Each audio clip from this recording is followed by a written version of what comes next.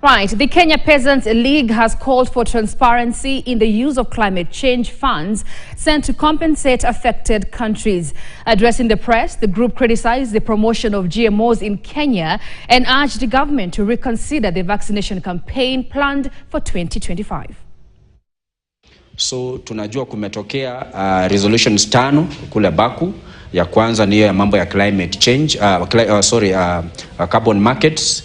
Tunajua kuna ile inaongelea kuhusu mambo ya transparency na kuhusu mambo ya climate change. Kuna hii adaptation, vile tunaweza fanya vitu ambazo zinaleta utofauti na tuendelee kuzifanya zaidi.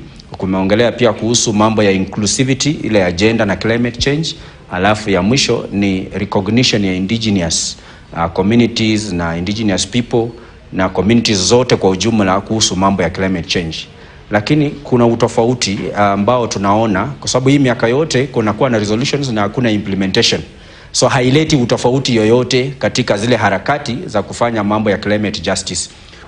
Kuna wakulima wadogo ambao wana produce chakula zao zinaenda into waste, chakula zao hazinunuliwi katika market kwa sababu bei ni ghali, kwa sababu chakula hizi zimekuwa overwhelmed na hybrids, na kwa sasa GMO zikiletwa chakula itatoka kwenye market kabisa, kwa sababu Wakenya wanapenda chakula, wananunua chakula ambayo hawajui kama ina manufaa ama haina manufaa kwa maisha yao.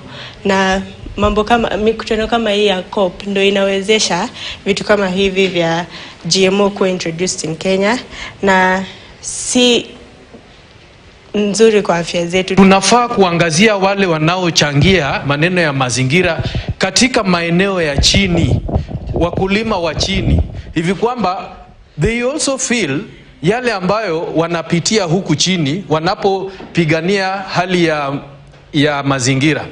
Tunafaa kuweka mikono sisi sote pamoja, tutembee kama jamii. Si kwamba kuna wale wanaenda kupeleka maneno ambayo hawayaelewi katika mazungumzo kama haya.